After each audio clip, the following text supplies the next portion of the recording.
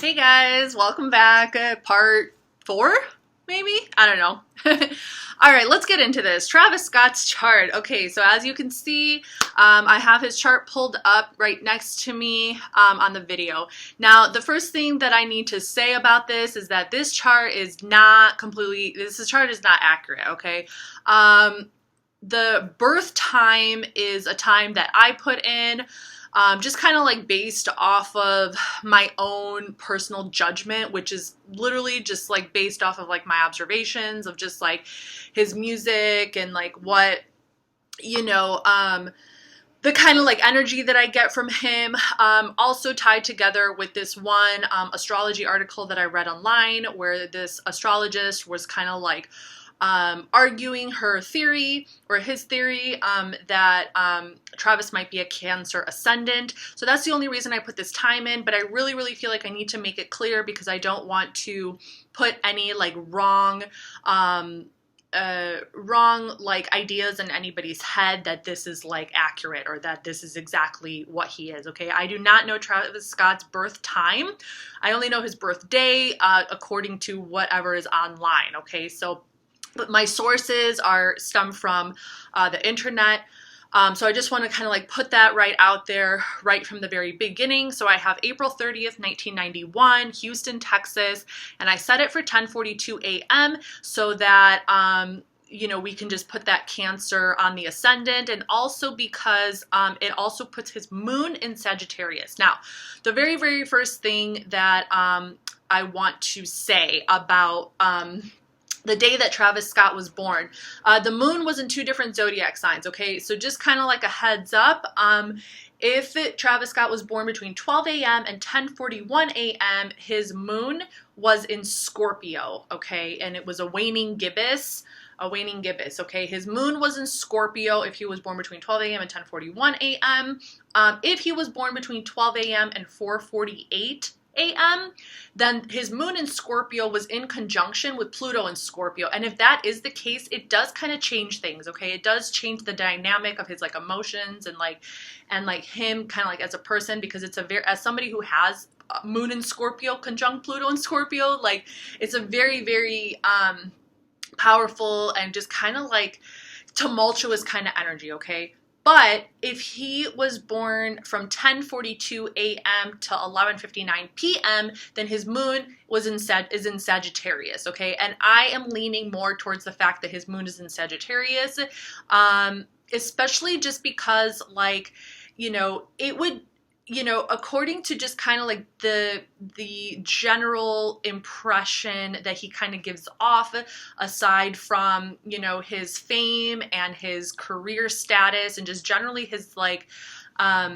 his artistic vibe, like as a person, I can, like as just like an individual without all of like the fame and stuff, I can definitely see how he can be a water sign rising, just because like he does have this more quiet like kind of demeanor to him. And also like I can really, especially after this whole like Astroworld thing, and just seeing the symbolism in his music and seeing the symbolism of like the stage, and just generally speaking, the whole Astroworld thing. So Sagittarius energy is tied to astrology, it's tied to the stars, it's tied to all of that. And, I can kind of pick up on an energy that he might be, that his chart ruler, okay, so when you have a Cancer ascendant, that means that you're ruled by the moon, okay, that whatever your ascendant sign is, your chart ruler is not your sun sign, okay? His ruler is not Venus. His sun might be in Taurus, but his ruler is not Venus. The ruler of his chart is the ascendant, okay? So I can definitely see how his chart ruler could be the moon, okay? It could be the moon because, like, there seems to be this energy of, like, kind of like, because Cancer energy is emotional and it kind of rides the wave of their emotions, right? It rides the wave of their emotions. The the emotions, the ebb, like when you're ruled by the moon, you're kind of like riding the emotional tide, right? You're kind of like the intuition, like you're tuned in, you're tapped into this, like, to the moon phases, okay? You're tapped into the phases of the moon. And with his moon, you know, if his moon was in Sagittarius, I just feel like it really reflects a lot in a lot of the symbolism of like his creativity, okay? And like creativity is very much tied to your emotions, especially music. Music is connected to emotions, okay? And Sagittarius energy is very ambitious. They shoot for the stars. They shoot for that bigger picture energy. Astroworld is a very big picture energy. I remember seeing like a roller coaster, I think on like one of his flyers, or I don't know, it was like something, if I find it, if I find this image on the internet, I might like insert like in addition to the chart that, you know, I might insert some images as well. But anyway, so kind of going off topic. So basically like yeah, so I saw like a roller coaster, and that I kind of connect to like Sagittarius, and the whole Astroworld theme seems very like Sagittarian. What else? And you know, he's following the path of like the moon phases, right? There's like all these, and like he might be kind of tapped in and tuned in to his own emotions, and to like the phases of his like emotions, and the phases of all this like active Sagittarian fire like energy. Okay, I know there was fire at his show. There was you know, things like that. Okay. So that is an example, and I'm just explaining to you why I decided to put Cancer on his ascendant. I also can very much, I can also very much see, like, you can also see that Mars is in the first, if he was a Cancer ascendant, that means that Mars would be in his first house. And that is also a characteristic of like how he kind of puts forward his ego, his identity. It's very like active, you know, it has this like driving kind of like energy.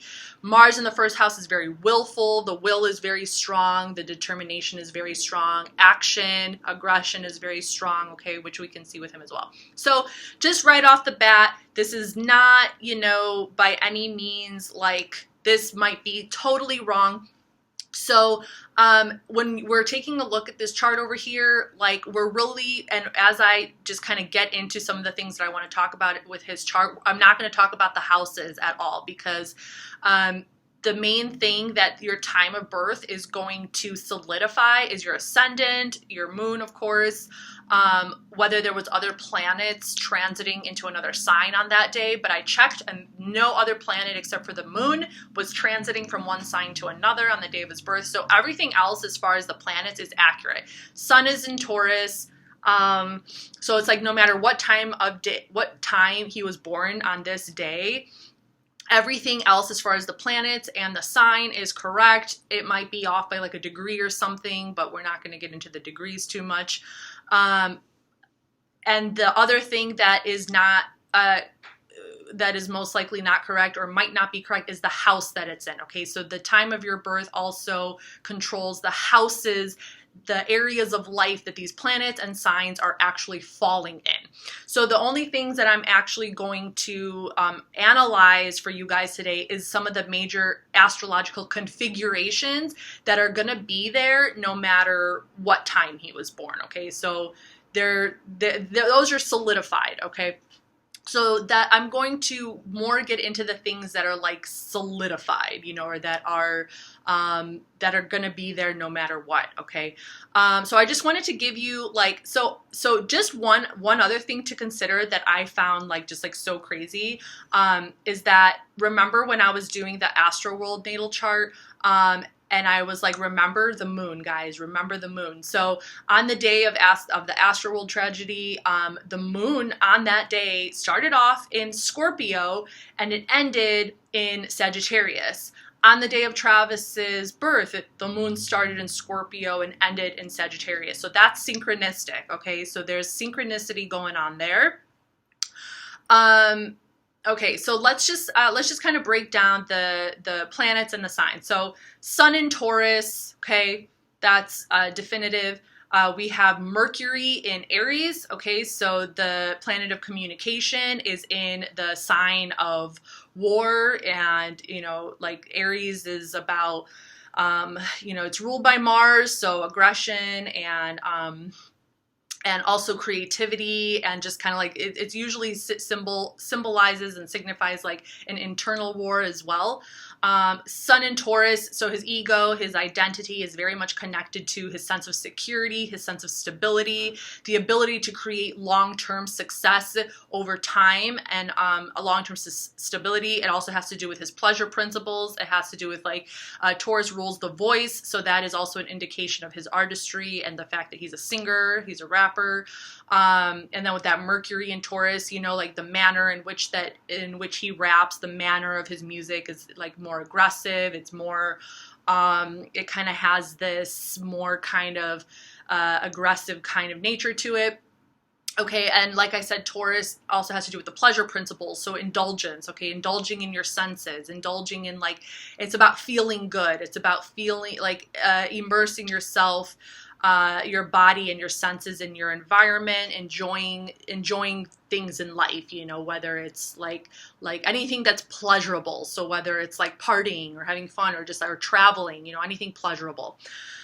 Okay, we got Mercury in Aries. Next up is going to be Venus. He has Venus in Gemini. Venus in Gemini just kind of gives a love nature that's, it is very active, it's very directed, and it could very much like, his love nature could very much be like, he needs to like feel like his partner is his friend. He needs to feel a sense of like, he needs to feel maybe like a mental connection. But the love nature has something to do with, like it has to do with friendship, it has to do with communication, it has to do with partnership, okay? So it's like this mutual partnership kind of energy, okay? And then he has Mars in Cancer. So Mars in Cancer is an energy where it's like his main driving force, his will, his aggression, his like maybe inner anger, or like the way that he like wills himself into the world, has a lot to do with his experience when he was younger, his experience within the home, okay, his experience with his parents, or with his mother. It can also have to do with like family tradition, okay? It can be rooted in some family issues, or it can be rooted in familial ties, okay? Especially if he has strong familial ties, the will in which he acts out into the world is very much, for the sake of the family, or for the sake of, those familial ties, okay? Moving on to Jupiter, we have Jupiter in Leo. Jupiter is the planet of expansion, big picture energy, abundance, good luck, good fortune, and he has it in Leo. So this is a huge indication of fame and fortune, okay? Fame and fortune, having a really big stage presence, okay? Jupiter in Leo is just like, bam, like you want to do things big. And this is obviously a reflection of what we saw for his concert, his festival. It's literally a festival. It's not just a concert. He's not just headlining. This is his festival. So like, that's a huge, huge, huge indication of that Jupiter and Leo energy. Jupiter wants to do things big, and Leo needs to be the center of attention. Leo needs to be on stage. Leo needs, the attention on them. There's a lot of that, that like more egocentric kind of energy there, okay? Moving on to Saturn, we've got Saturn in Aquarius, okay? So Saturn in Aquarius is kind of like about like revolutionizing the current structure, okay? So Saturn has to do with hard work into determination, and the ability to kind of like go through the process of responsibility in order to achieve certain goals, okay? It has to do with structure, it has to do with planning, it has to do with like the system that we are currently tied to. And with that in Aquarius, it's, and we can see this too with his personality, it's clear that like he wants to break the boundaries of that system. He wants to revolutionize that system. He wants to kind of like break the boundaries a little bit. He wants to bring things more into the future, okay? in terms of like maybe his music or in terms of like his career and things like that. You know, it's kind of about like trying to break through those boundaries, but like it's also like, you know, there's also restriction that's being met along the way that you have to work through, and challenges that are being met along the way. Okay, he could also feel a sense of pressure. He could feel it's possible that he feels a sense of pressure as well to work really hard to achieve his goals, because of a more collective energy kind of like counting on him to bring us into the future, so to speak. Okay. Moving on, after Saturn, we have Uranus. He has Uranus and Capricorn. Uranus and Capricorn, like once again, it's kind of like mutual reception. Okay, so Uranus and Capricorn and Saturn and in Aquarius are in mutual reception, which means that they kind of switch spots. So Uranus rules Aquarius and Saturn rules Capricorn, right? But they exchange places. So the mutual reception does kind of give way to this like almost like mutual understanding in a way. So with Uranus and Capricorn, it's kind of like within that rebellion, within that revolution, within that idea of like wanting to revolutionize the structure, new structures need to come out and new structures need to be born. Okay, when you have Capricorn when you have Uranus in Capricorn, it's like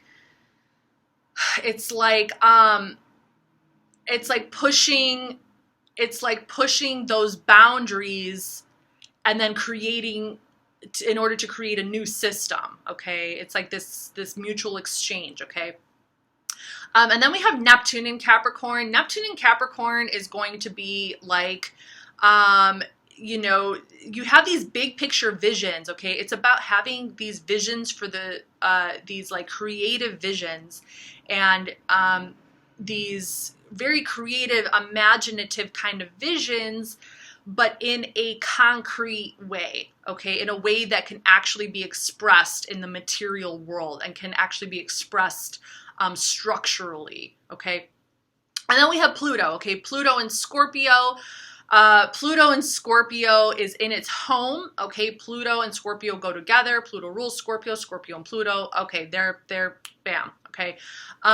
So this is in its home. So he is part of the Pluto and Scorpio generation. This generation has to do with death, rebirth, and transformation. It's about the deeper part of the soul, okay?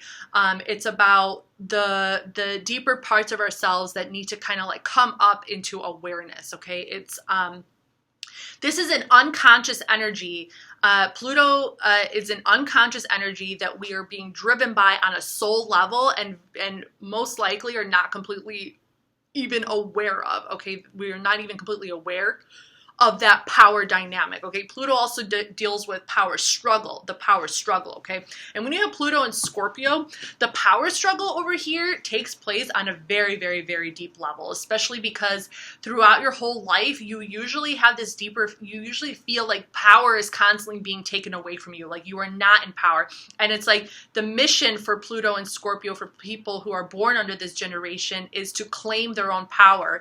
And like it kind of comes later in life, okay? That power kind of like starts to come later in life when you actually start to heal the complexities of those power struggles that you have to experience throughout your life, because it does deal with like, it does deal a lot with like ego death. It deals with like needing to transform your whole being, okay? And the fact that like it's literally in its home of Scorpio, that Pluto and Scorpio are together, it's like undergoing many phases of transformation deep within your soul as you get older and as you move through life, okay? And of course, those transformations could happen through death.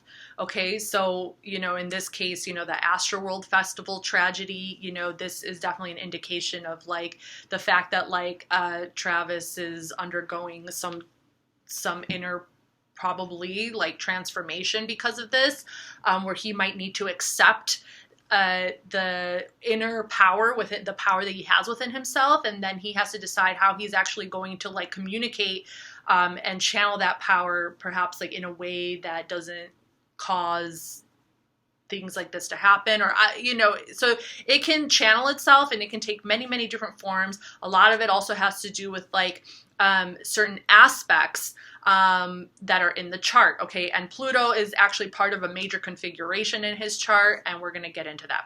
So I just wanted to break down all the planets as far as like the ones that are correct, the ones that are like in their territory, okay? And then you also have his south node, and we're going to get into this as well. He has his south node in Cancer, and his north node in Capricorn. So south node has to do with past lives. South node has to do with what he came into this world already carrying with him from his past life.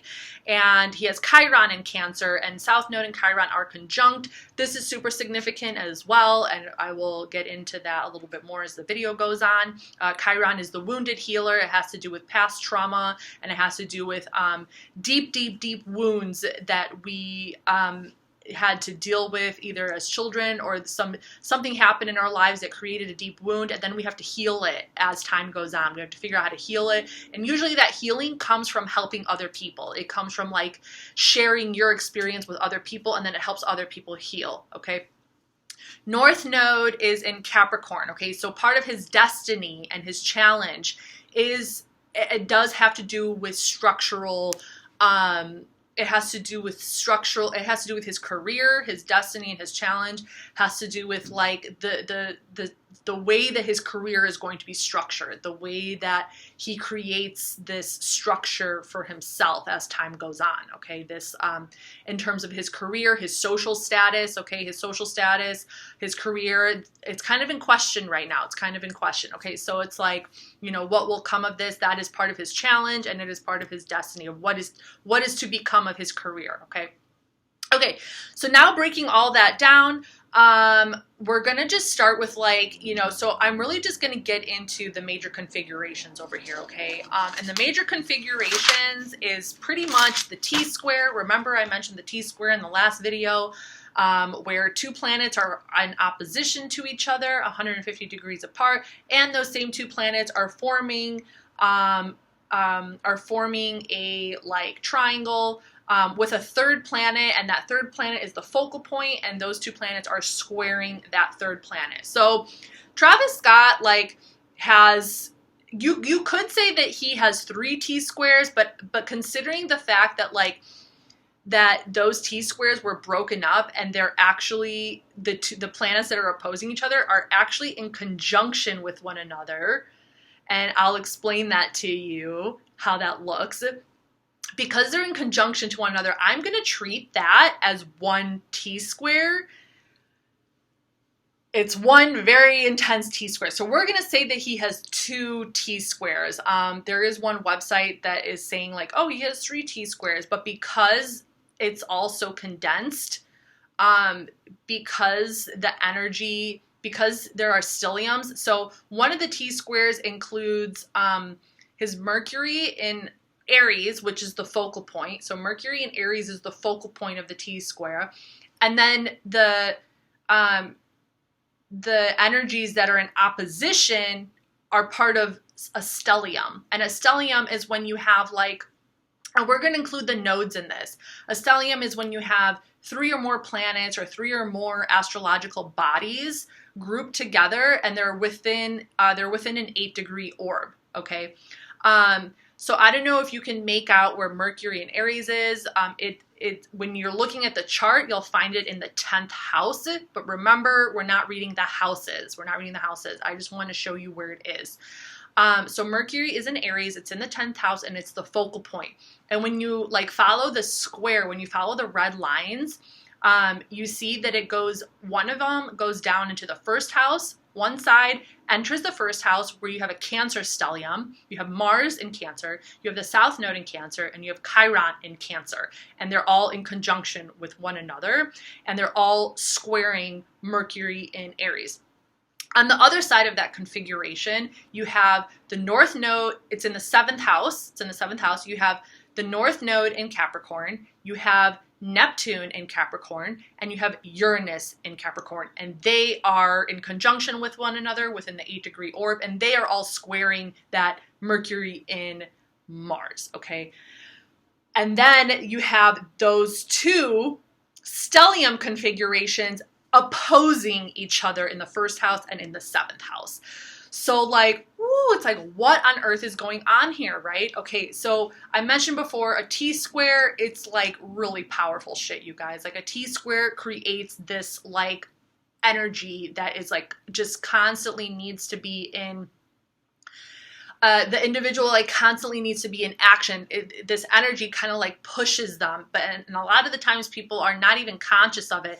A lot of successful people, a lot of famous people have T-squares because it literally thwarts them. It literally pressurizes them into action to get things done, because if they don't, it will literally like, it's like they'll fall into a depression or something like that, or like they'll, you know, like it's like you have to make a choice. It's either success and it's like fame or whatever, or it's gonna be complete and utter shit, you know, for the rest of your life. So so this energy, it's like, whoo, you know, so I was like, okay, do I really want to separate this energy? Because I don't think so. I don't think so. So I was actually going to talk about the other T-square, because the other T-square he has is really significant as well, okay? So I'll just kind of point that out. So that's one of the T-squares. So we got that Cancer stellium in the first house opposing that Capricorn stellium in the seventh house.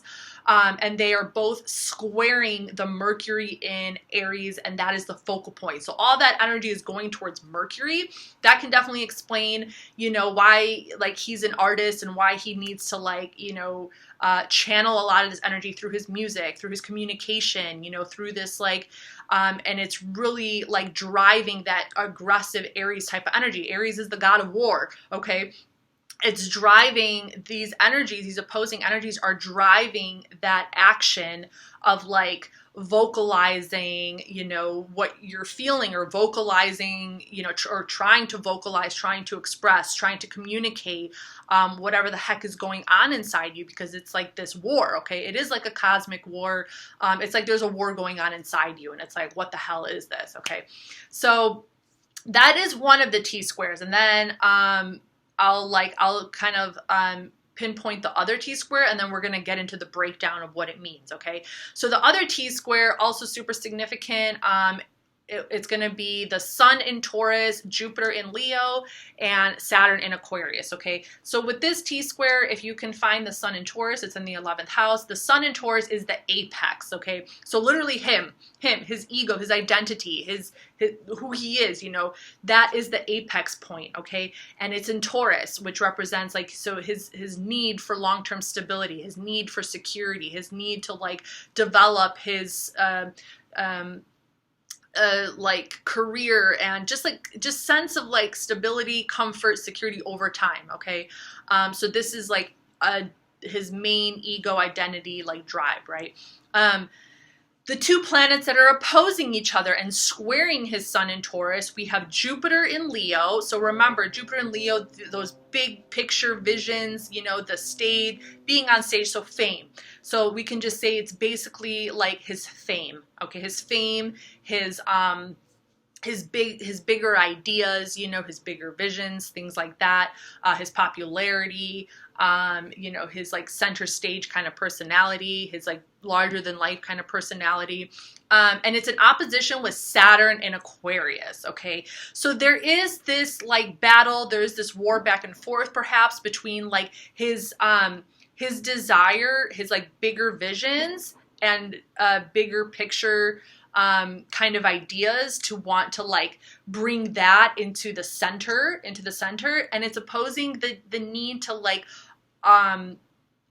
it's opposing this other energy that is restricting, that is like where he wants to revolutionize things, but then it's met with these restrictions, right? So there's kind of like this war between the hard work, the work that he has to put in to accomplishing these more revolutionary ideas, are kind of at war with this larger than life stage kind of presence that he has undertaken, and that he has kind of like inhabited in a way and encompassed. So these are in opposition with each other, and then both of them are squaring his Sun in Taurus, his ego identity. So there's a direct conflict with this energy that has to do with his career, that has to do with his fame, that has to do with like his public image and the fact that he has all these fans. That Aquarius energy, it can definitely represent the fans that follow him. And all of this is like putting a lot of pressure on his identity, on his ego identity, okay? Like these are the things that is creating stability for himself. This is what is creating his security. It's creating his stability. It's giving him that source of income. It's giving him the ability to create a future for himself and for his family, okay? But it's also kind of like in conflict with his, perhaps with his like sense of self a little bit, because there's also like a lot of pressure, okay? And it might be a little bit in conflict with his sense of self, and like who he is as an individual, you know? Okay, so those are the two T-squares. So I feel like I kind of already explained that last T-square that I just talked about pretty well. So I do want to kind of go back to the other T-square that I first mentioned, where Mars in Aries is the focal point, okay?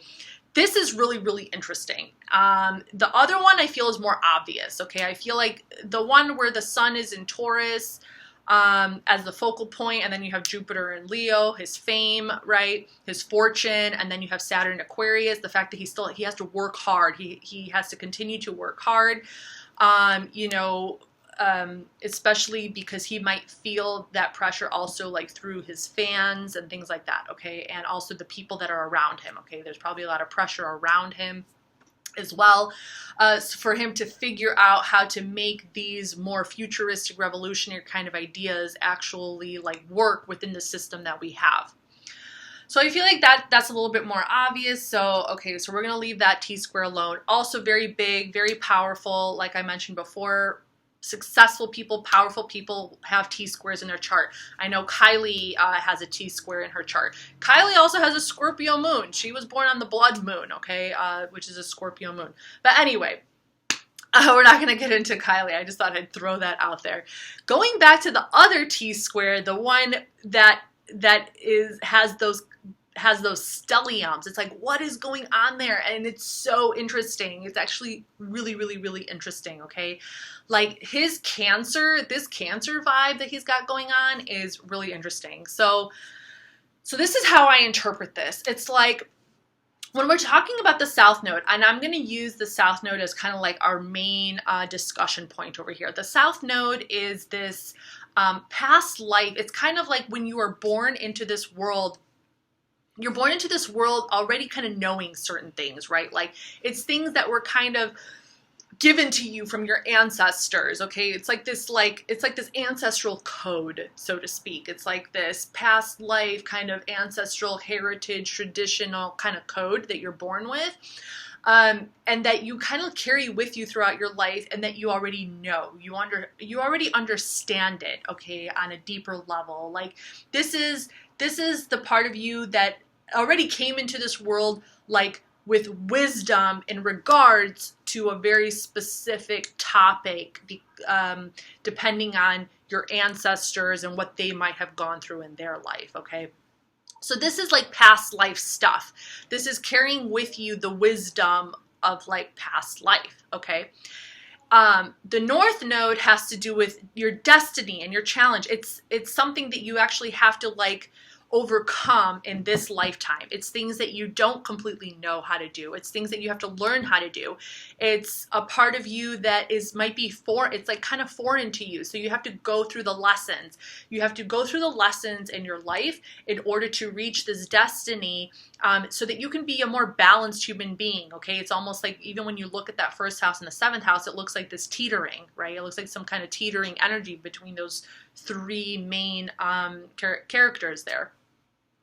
So the North Node is like the challenge, you know, and by the second half of your life, it's kind of like, you know, you really start to realize your path in life, you know, and like once you start to open your eyes and you start to see what that path is, the destiny and the challenge, like, and you start heading in that direction, that's when you kind of become a more harmonized, balanced human being, because like you're able to really see what it is you have to do in this lifetime in order to not fall back into those past patterns, into the patterns of your ancestors, into the patterns of the past, okay?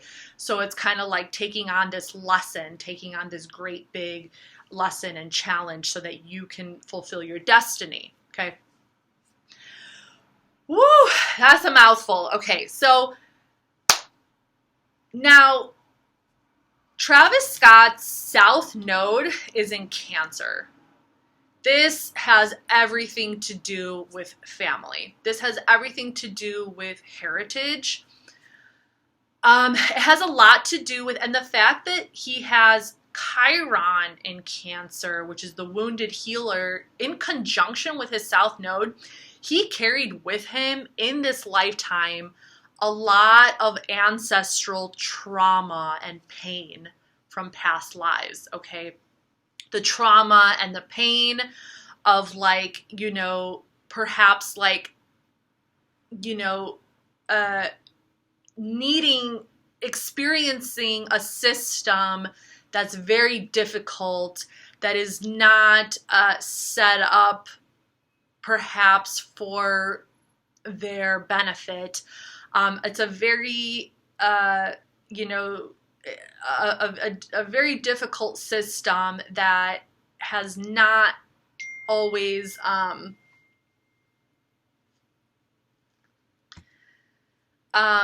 where reaching your fullest potential was really difficult and traumatizing and triggering. And so when we're talking about Chiron, we're talking about some deep, deep wounds over here, some deep familial and ancestral wounds, okay? So with Chiron being in conjunction with his South Node, those wounds, that pain, that familial wound and pain got, it came with him into this life, okay? So he feels this, I think, on a deeper level. He feels this like, I would argue that he probably feels this deeper kind of wound and this deeper pain and trauma in terms of the things that his ancestors had to go through, you know, the things that his ancestors had to experience, and just kind of like, okay, the things that they had to experience. Okay, so that is something that he carries. And then you have Mars in Cancer conjunct. So a lot of that aggressive and action-oriented part of him is rooted in this pain, in this trauma, in this wound from his ancestors, because in the past, perhaps they were not able to take action. They were not able to fight for themselves, for their family. They were not able to fight for the family. So now there is this Mars energy, which, you know, Mars is like the god of war, right? Like this Mars energy is now coming through, and it's finding that past life, that trauma, that pain, that deeper wound is finding a channel. It's channeling itself through that like Mars energy of like, and it like, because it's too painful, it's too traumatizing to just sit in it. It would eat you alive, right? And that's why he has this, you know, very driven, that Mars energy, it kind of gives him the power to push through. It gives him the will, it gives him the drive, it gives him the aggression, it gives him the inner power to kind of like almost like go to war for the things that his ancestors were not able to obtain. Okay, so the drive is just like, so it's just like a lot of this like even just talking about it, just like the way that it feels in my chest, it's like, it's a lot, you know, it's a lot. Like South Node, that South Node is no joke, okay? Every single person has a South Node in their chart. Every single person carries some kind of past life regression within them, okay? And it's tough, it's rough, you know, especially when you start to accept it and like speak on it and talk about it for exactly what it is. It's like this, you can feel this like pressure kind of like coming through your heart, as if lifetimes and lifetimes of experience are wanting to like be heard. These voices are wanting to be heard because the system in which they existed in before did not allow this energy to come out. They didn't allow, it was restrictive, so it didn't allow this energy to come through. Now, this energy is finding its way through, and it's being channeled through his music. It's being channeled through his communication, through that Mercury and Aries energy. Okay, so I hope that's making sense.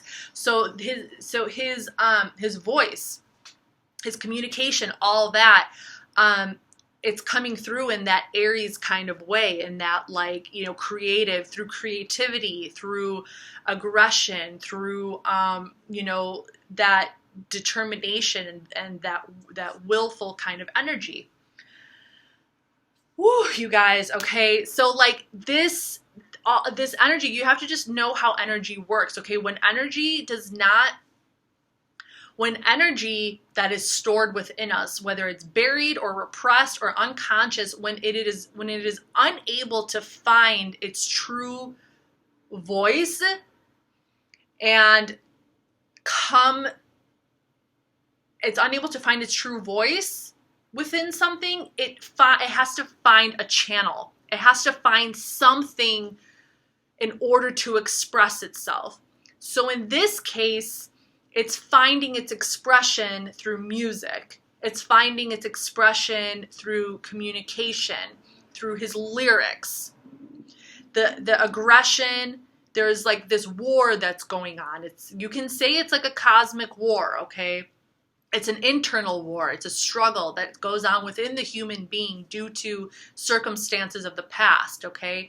And it's trying to push its way into reality because of what it was not able to have in the past. Okay, so now in opposition, so the war that's going on here is between the ancestral traumas and pains of the past needing to come out into expression with that Mars energy, at war with the powers that be, right? But because the war is happening within Travis, it's like now we're looking at the 7th house. Now we're looking at the North Node in Capricorn, power structure, destiny, and challenge. So the challenge here is to emerge into this structure. The destiny is to become successful. And the North Node is in conjunction with Neptune and Uranus and Capricorn. Okay, so now let's break down this energy. This energy is extremely visionary and extremely revolutionary.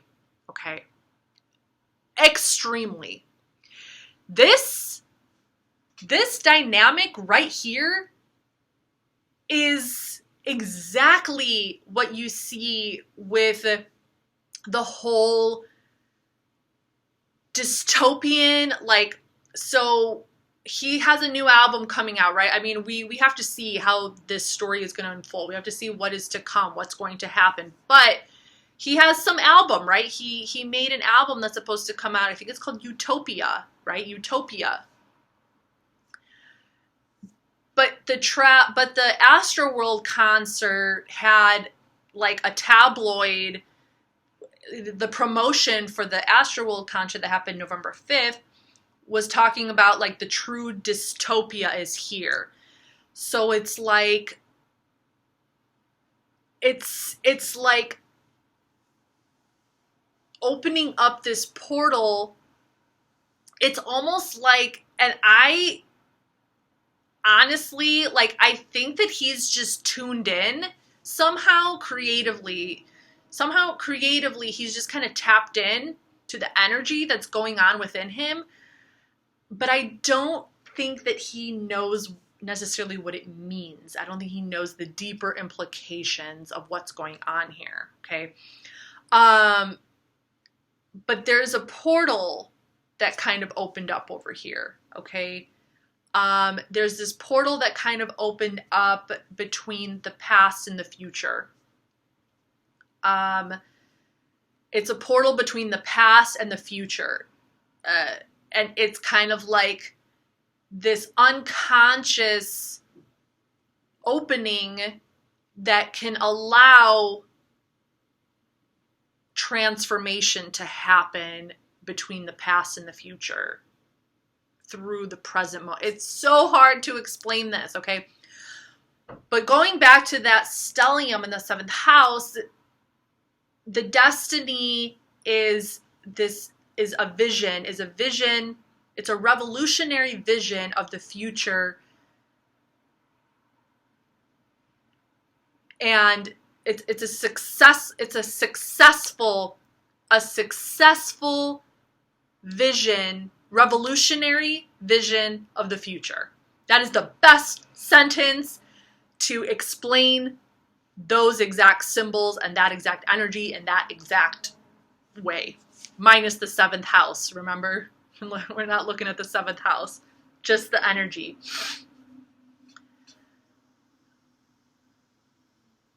A revolutionary vision for the future. So it's like he is pushing to create this revolutionary vision for the future. And because it's his challenge, but it's a challenge. So the way that he gets there could come under question. The way that he gets to that destiny and to that vision is not without some struggle. It's not without some struggle because T-squares, it's part of a T-square configuration. And all of this is being done through his music. It's being done through his creative outlet. Okay. So when I think of like dystopia, so he's got that whole, like, to me, that whole tabloid about the true dystopias here, that to me was like some past life regression thing, trying to find a channel for it to be expressed because of that past life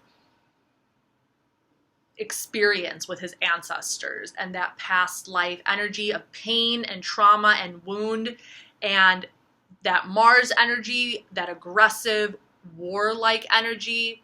Okay, so that dystopia energy found its channel through, I think, Astroworld. It kind of like found its portal, it found its channel through there.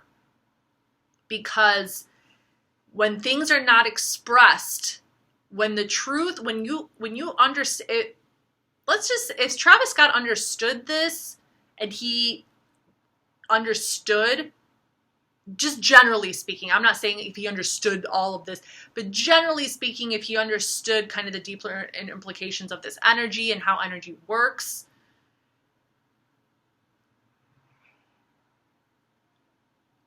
there's a good chance that none of that would have happened. Okay, but that's just not how humans are made. This is how he was made. This, you know what I'm saying? So,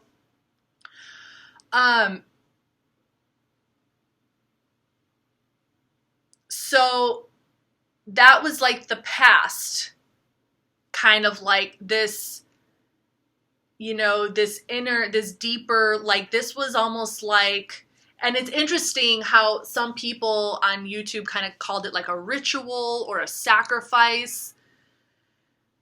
It has the energy was channeling it was an energetic kind of outlet for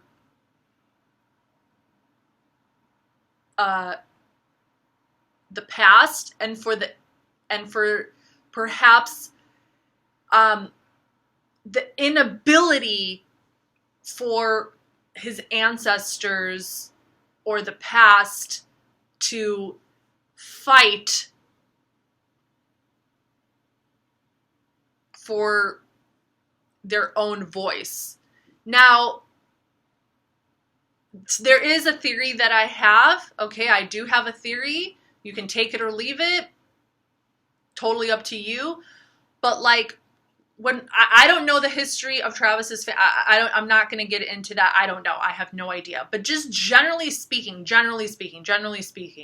when we look at the history of America, when we look at the history of slavery, when we look at the history of the Civil War, slaves in America were not even able to fight their own war, you guys. Like, they couldn't even fight their own war. White people fought their wars. The Civil War led by Abraham Lincoln was white people versus white people fighting for them. So there was always people fighting for them. And that still, and I remember I watched the Abraham Lincoln documentary on CNN when it first came out after all the 2020 shit went down. And I remember watching it where it was like, I remember watching, and it's like, I mean, this is just what I heard, you know, like how like the slaves wanted to fight. They wanted to fight their own wars. They wanted to be the ones to like kill these motherfuckers, right, in the South. Like, they wanted to fight their own wars. And Abraham Lincoln was like, nope, because they still needed slaves to do the job, right? They still needed them to work. So they couldn't fight their own wars. So like, it's like when you have people who are fighting for your freedom, but you still don't have freedom, you're still not free. You know what I'm saying? Like, so that energy, that aggressive, that like, that energy of needing to kind of like fight for your own selfhood, for your own freedom, it starts to find a channel through other avenues, through music, through your career, through like, and that energy kind of comes. So when, you know what I mean? And if you don't understand that energy, then shit fucking happens, you know? And it's not, you guys, we have to understand the system that we live in. Like, don't be blind, please. Like, just all of this, it just takes compassion and it takes understanding. Compassion, understanding, and just sharing the stories, sharing our experiences, sharing our heart, sharing our stories. That is how we are going to heal. That is how we are going to heal. Okay. Now, it found its channel. That energy found a channel. And it's finding its channel. That's all I can say. It's going to continue, you know, like, I don't know how else, you know, and the fact, and like things, as more and more things happen that trigger this past life trauma happen, like the death of George Floyd, for instance, that energy is going to start to find more channels to express itself in, that what they were robbed of before, you know, because every single country in this world, like every single ethnic group, you know, at least for the most part, okay, I don't know everything about everything, but like, you know, for the most part, like, people go to war to fight for their independence, right? It's usually the oppressed who start the war. It's the oppressed who need to fight for their freedom. Where in America, things were not really done that way. Like the American government and the way that things operated, it was constantly it like wanted to be in control. It's just new layers of control that are kind of going on here. Like it's a different kind of system.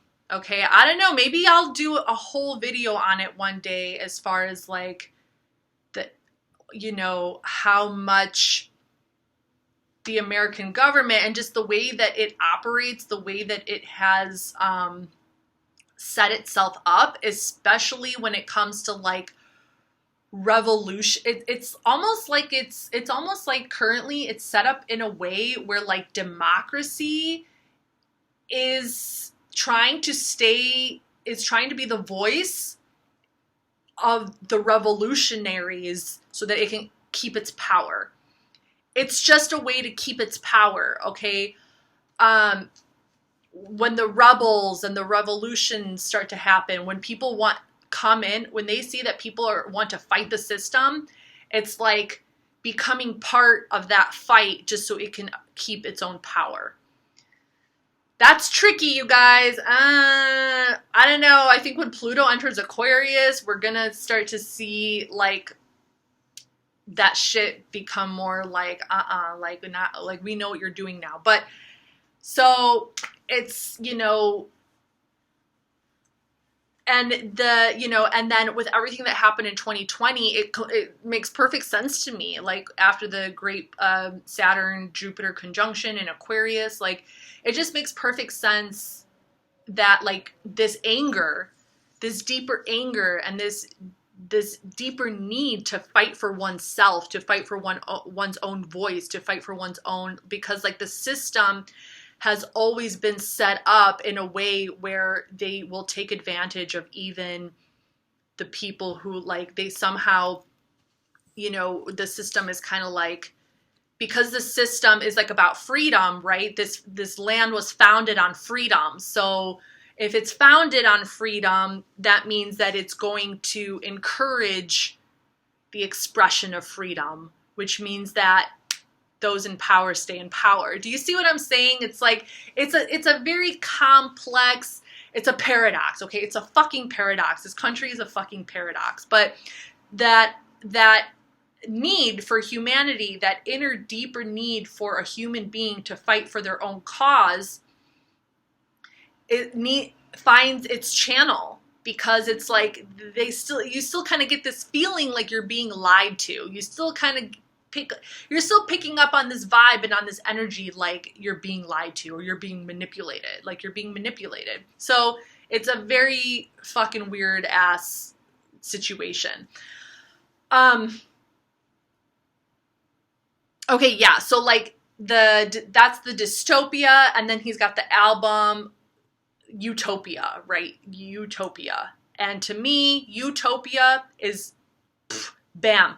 North Node in Capricorn, Neptune in Capricorn, Uranus in Capricorn, because a utopia is a vision of the future, but it's also within a construct. A utopia is still physical, it's still material, it's still the way we build things, it's the government, it's like, what will the structures of the future look like? Are we going to create this utopia or what? Okay, visions of the future. So, and all of this is being channeled into that Mercury in Aries energy. So this is like, so this energy is finding its outlet through the music, right? Through the music. Now,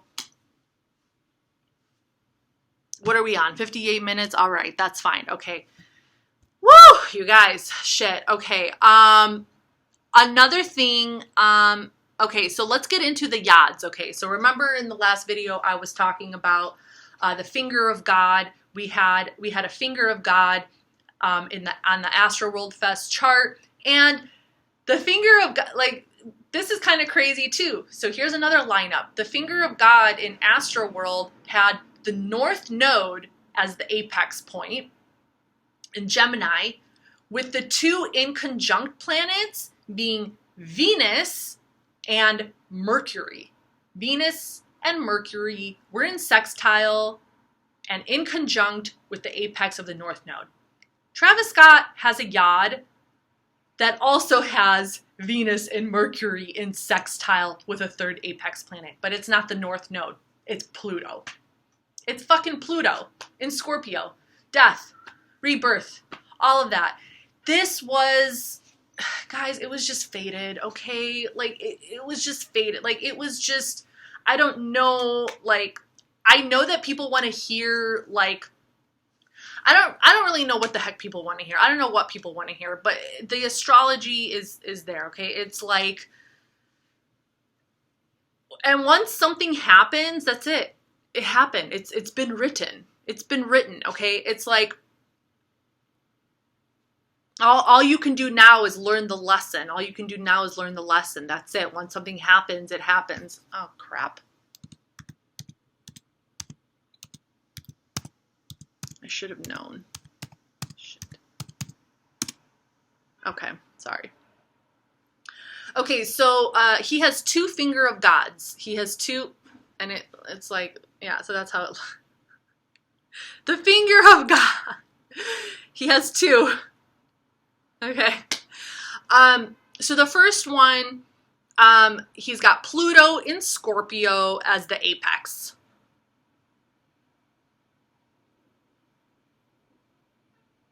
Pluto and Scorpio is the apex, okay? And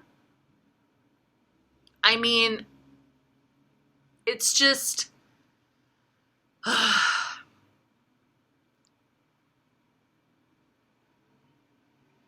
if he can figure out a way to communicate the awareness of himself, that Mercury in Aries energy, if he can figure out how to communicate himself from an objective vantage point, or like to communicate who he is from a level of self-awareness,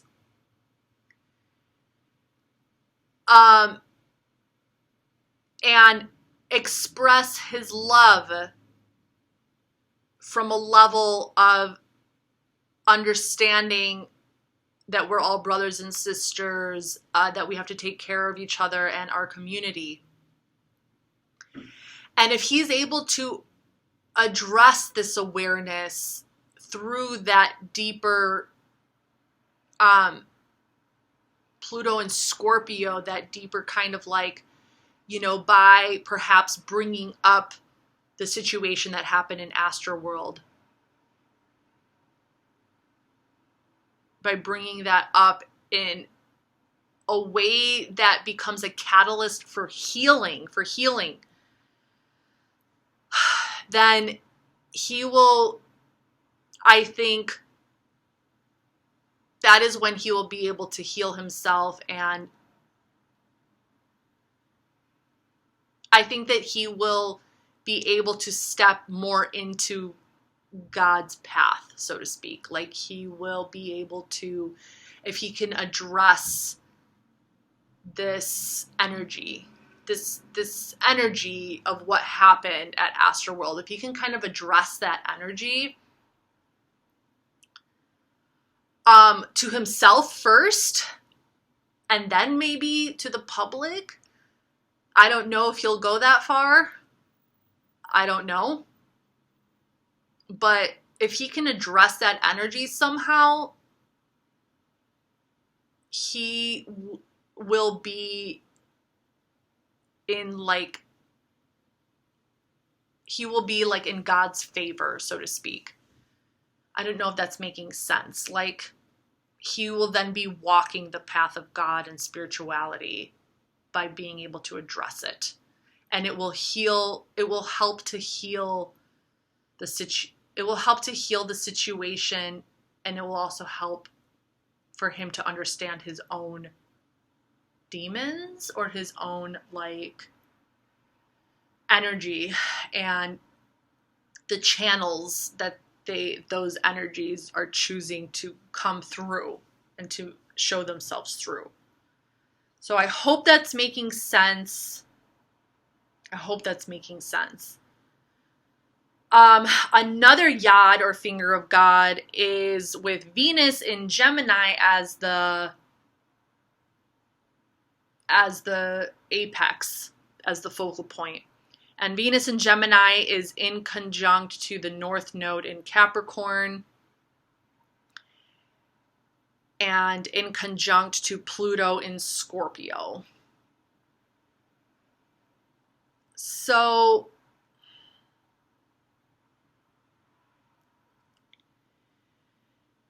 ultimately, it's like, so between these two yads or finger of gods, the common element in both of them, the common element and theme in both of them is the in conjunction between Venus in Gemini and Pluto in Scorpio.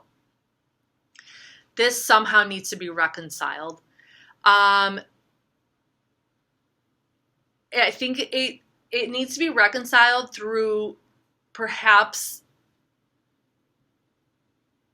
his own, like, discovering the nature of the deeper energies that are within him and then learning to love it. And then it's like needing to learn how to heal that and to love yourself, to love that, knowing that you harbor those deeper energies or darker energies, and then like loving the fuck out of it, basically, like loving the fuck out of it.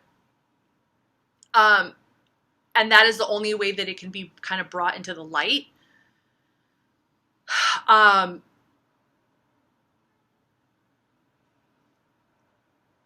it's not going to be until he is able to be transformed enough through that, and through this might come later in his life, okay? Because it's like once he is able, so the fact that his North Node in Capricorn is sextiling that Pluto in Scorpio, oof. It's like his destiny and his challenge is also to acknowledge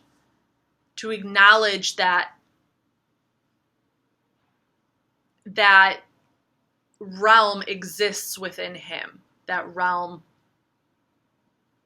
of death, and that energetic realm does exist within him. Once he is able to acknowledge it, he can accept it, he can learn to love it, and then he will be able to communicate that truth in a more healing way, in a way that can bring people into another state of awareness of how these energies operate. And once you become in a state of awareness of how they operate, you can be more in control.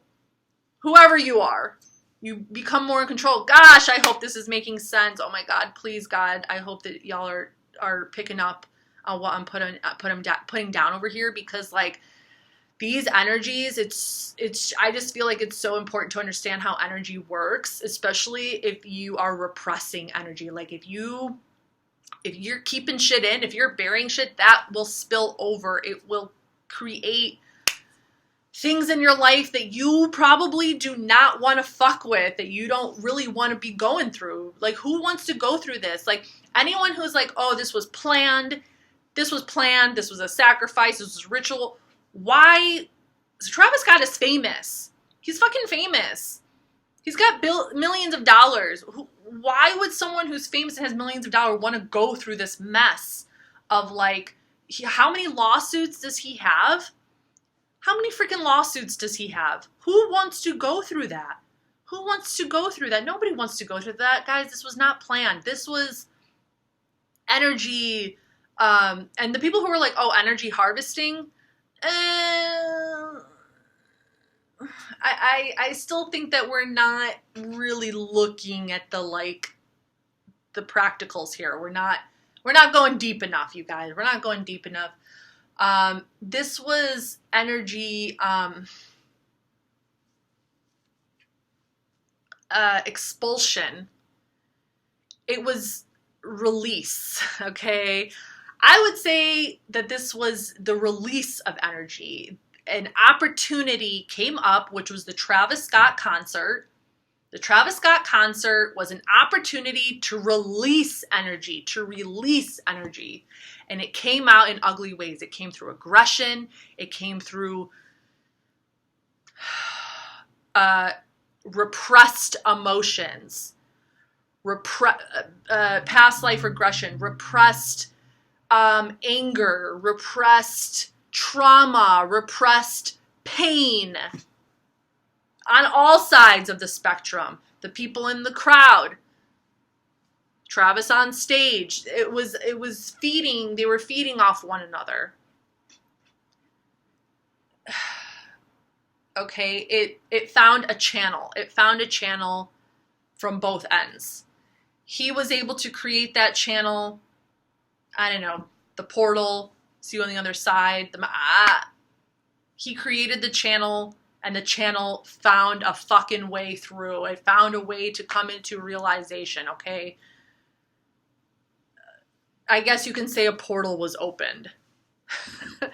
I mean, listen, if anything, you can just be like, oh, that sci-fi bitch, the fuck is she talking about? I don't give a fuck, because I do love science fiction anyway. But, so yeah, I'm honestly, like, I'm going to leave you guys with that, and I'm going to let you interpret it as you want. But, I don't know. I'm feeling pretty sufficient with that analysis. I'm feeling pretty good about that analysis, and I'll catch you guys on the flip side.